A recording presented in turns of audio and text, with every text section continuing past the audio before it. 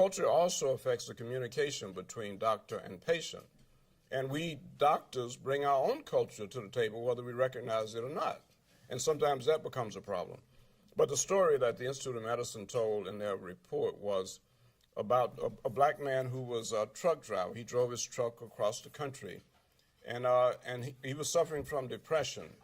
So he finally was referred to a psychiatrist, and the psychiatrist asked him to tell him, how did it feel? And he said, well, it's like when I'm driving across the country in my truck, the devil is sitting in the seat next to me. The devil. Now, Reverend Crawford would understand that, because he always talking about the devil sitting in. No, seriously though. But the psychiatrist thought the diagnosis was schizophrenia when the guy was really depressed.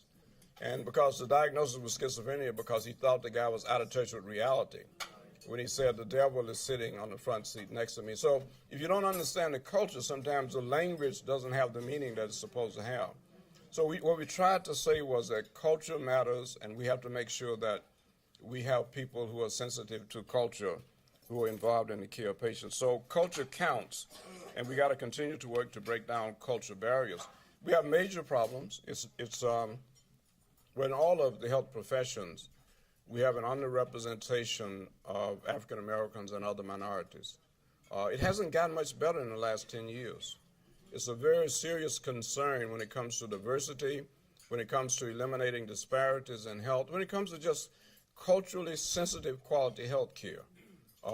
We need people who understand the Hispanic culture. We need people who understand Asian Americans. I remember visiting the Asian American Counseling and Referral Center in Seattle, and they were very proud because after our report, what they did was they hired people from the Southeast Asian communities around them who understood the culture, spoke the language, and they trained them. And prior to that, they had a lot of trouble getting anybody to follow up for treatment for mental illness. But after they incorporated the culture into their center, they saw a major change. So we're struggling now about how are we going to deal with this growing diversity in this country? How are we going to make sure that everybody gets quality, culturally sensitive health care? It's a major challenge that we have on our hands. So we have to continue to work toward that. At the Morehouse School of Medicine, as you probably know, I occupy the Poussaint-Satcher-Cosby Chair in mental health, and we have a three-dimensional strategy. And the first dimension is this community dimension.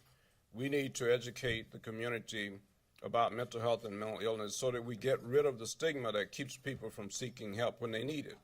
That's the first dimension. The second dimension is prevention. We don't talk a lot about mental health promotion and mental illness prevention. Even in our first report, we talked about mental illness, but we didn't say much about how to prevent it. And so we really want to focus more attention, and that's especially true of children. We know from a lot of studies that children who are neglected and abused are more likely to be mentally ill. Children who are malnourished are more likely to be mentally ill. So we need to really engage the key social determinants that influence mental health and mental illness. And so we believe that prevention is possible in terms of mental illness. We believe that even in adults, where we see a growing number of black women, for example, suffering from depression, and if you read the Atlanta Journal-Constitution this morning, there was a great op-ed piece about the growing rate of depression in women in college, twice as high as men in college. And they attributed that to the fact that women have all of these challenges. They are told that they're supposed to look beautifully, physically, and somebody else decides what that is, of course. And then they're supposed to now be outstanding in leadership and on be captains of the volleyball team and president of the student body. So they have all of these growing expectations, and so the interpretation is that if we don't intervene in terms of the lives of many of our young women, of both, not just of one race, but all races, are under increasing pressure, especially in college, where there's usually 3-to-1 ratio of women to men in many of our colleges too. So we have some areas where we believe that we can intervene, especially at the level of social determinants, to begin to promote mental health and prevent mental illness. And I hope that we will do that in the future. I think spirituality is critical. I think I'm sure the church has prevented much more mental illness than they are aware because of giving people hope. And we define depression in a lot of ways, but the two major things is if people tell you they have no hope for the future and they have no enjoyment in what they do every day, you better start thinking about depression. And I think there are people who get help in terms of dealing with the day-to-day problems that they're struggling with because they get hope. So I think this conference is very appropriate, and I wish you the best. It's a tremendous challenge. I'll leave you with my favorite quote, which I first heard at the Morehouse College when I was a student there, and Benjamin Mays was president. And if you've heard me speak many times, you've heard me say it before. But every Tuesday morning, Dr. Mays would come to the chapel to speak to the students, and we had chapel 6 days a week. And I always sat on the edge of my seat when Dr. Mays spoke. But my favorite Benjamin Mays quote is, "It must be borne in mind that the great tragedy of life is not in failing to reach all your goals. It's in having no goals for which you're reaching.